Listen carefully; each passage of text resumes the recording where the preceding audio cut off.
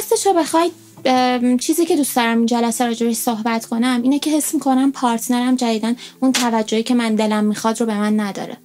بیشتر توضیح میدی؟ یعنی چی؟ اونجوری که قبلا همش نازمو میکشید، همش مواظبم بود، همش داشت به هم سرویس میداد، همش دنبال کارام بود، دنبال برنامه هم بود، نیست. خب مشکل چیه؟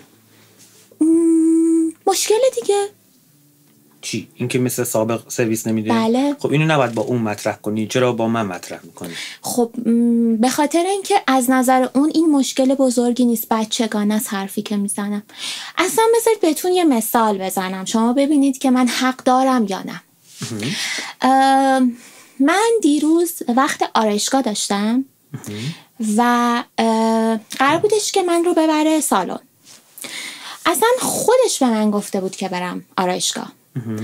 بعد دیروز که بهش نگفته بودم که دیروز وقته، صبح زنگ زدم بهش گفتم که قراره برم سالن ساعت 4، بیا دنبالم بریم. گفتش که من مامانم ساعت 5 وقت دکتر داره، هیچ کس هم نیستش که ببرتش، بعد مامانمو ببرم. گفتم آخه تو به من گفتی وقت آرایشگاه بگیرم، یعنی چی؟ چرا باید الان مامان تو ببری دکتر؟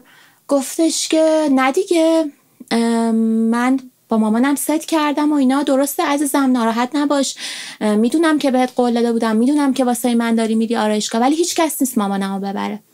هیچی دیگه. منم کلی از دستش عصبانی شدم، کلی ناراحت شدم. بهش گفتم خوش بگذره با مامانت بهت. الان چه حسی به اون آدم داری؟ الان از دستش عصبانیم، غمم دارم. انتظارت چی بود ازش؟ خب انتظارم این بودش که چیزیو که با هم ست کرده بودیم قرار بذاریم پای قول و قرارش وایسه دیگه. خودش خواسته بود دقیقاً چه انتظاری؟ مامانشو نبره دکتر، با تو بیاد وقت آرایشگاه؟ خب جابجا کنم. آها. مگه من اولویتش نیستم؟ پس تو دنیای ذهنی تو کسی دیگه ای نباید جا داشته باشه، فقط باید تو باشی. اول من باید باشم. خودش به من گفته اینو همون اولای رابطه. آها. خب اینا رو وقتی بهش میگی جوابت چیه؟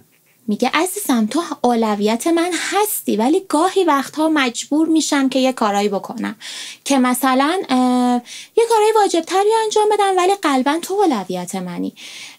بعدش شروع کرد که از دلم در بیاره. گفتش که کارت تا چه ساعتی طول میکشه، میخوای بعدش بیام دنبالت بریم کافه، نمیدونم بریم اون لباسی که دوست داشتی رو بخریم ولی من خیلی از دستش عصبانی بودم، دوست نداشتم. گفتم اصلا من ممکنه 7-8 ساعت کارم طول بکشه. الکی گفتم دیگه نمیخواد بیای، برو همونجا پیش مامان تو اینا. خب این خشم تو که نشونش میدی آروم میشی؟ نه خیلی. آها. من که خشم نشون ندادم. چرا دیگه؟ این قهر کردن برای تو معنیش چیه؟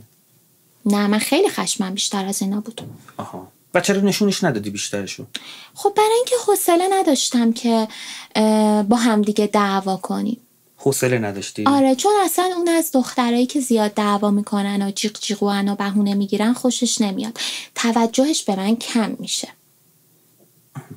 یه چیزی وقتی داری این روایت ها رو برام توضیح میدی متوجه لحن کودکانه و پر از احساست میشی؟ نه. تو متوجه هستی وقتی اینا رو روایت میکنی انگار با یه تم کودکانه ای برای من روایت میکنی؟ تا حالا کسی اینو به تو کامنت داده؟ خب دوست پسرم از همین لحن من خوشش میاد. من نگفتم بده، من حتی الان نقدت نمی کنم. میخوام ببینیم متوجهش میشیم، فقط میخوام ببینی خودت رو. آیا تو خودتو میتونی از بیرون ببینی که انگار با یک مود یا یک لحن کودکانه یه روایتی رو به شکلی شیرین و جذاب روایت میکنی؟ متوجهش نمیشم، ولی خیلی دوست دارم مثل یه لیدی رفتار کنم، ولی بعضی وقتا نمیشه. ولی به نظر میاد بیشتر به جای اینکه شکل لیدی باشه شکل یک دختر بچه کوچیک به نظر میاد، با همون سطح انتظارات، با همون ذوق و شوق، با همون هیجان.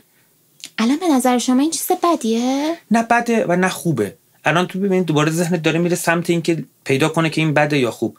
من بیشتر دنبال اینم که ببینم تو میبینی خودت رو از بیرون. مهمه. من اومدم اینجا که شما به من بگید من چجوری بیشتر توجهش رو جلب کنم و اولویتش باشم.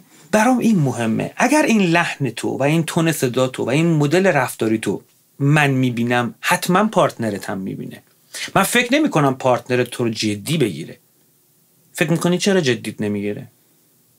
نمیدونم، نمیدونم شاید چون که از رابطمون یکم گذشته جذابیت‌های اول رابطه از بین رفته و نمیدونم چیکار کنم که بیشتر بهم توجه کنه. پس به نکته‌ای که میگم باید بیشتر توجه کنی.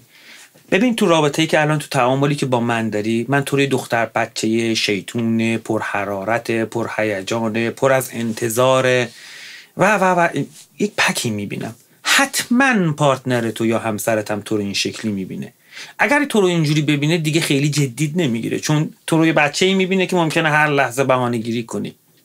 اگر دیگران ما رو بچه ببینن خیلی جدیمون نمیگیرن. ما رو یه کودک، یه پسر بچه، یه دختر بچه میبینن که حالا یه قرقری هم داره میکنه و به مرور برطرف میشه. شما به من میخواید بگید که حق با من نبوده؟ من نمیدونم حق با کیه. اینجا دادگاه نیست. میتونی بری دادگاه شکایت کنی و ببینی به کی حقو میده. شما بودین ناراحت نمیشدین؟ از چی؟ از اینکه اولویت پارتنرتون نیستین؟ حتما ناراحت میشم. خب ولی مسئله تو بزرگتر از اینه که تو اون موقعیت حق با کی باشه. مسئله نوع تعامل تو با اون آدمه. نوع تعامل تو انگار کودکانه است. انگار یه دختر بچه‌ای پر از انتظار، پر از هیجان، پر از ذوق، پر از کودکی که شیرینه اما جدی نیست. خب شما به من بگید چجوری مثل یه لیدی رفتار کنم نمیتونم که جذاب تر به نظر برسه. حتی خود این سوالی که میپرسی یه تم کودکانه داره. نه شکل کودک ها که من میخوام یه بهتر باشم، من میخوام بهترین خودم باشم، در حالی که شاید سوال درست اینه که همسر تو یا پارتنر تو رو چجوری میبینه. چی میبینه در تو که تو براش جدی نیستی، جنب همه اتفاقات زندگیشی؟ و وقتی هم ناراحت میشی حالا برداشتش انگار اینه که از دلت میتونه در بیاره. شاید سوال اصلی اینه که تو از بیرون چجوری دیده میشی، چجوری آدم ها تو رو میبینن و چه تأثیری توی تعاملشون با تو میذاره.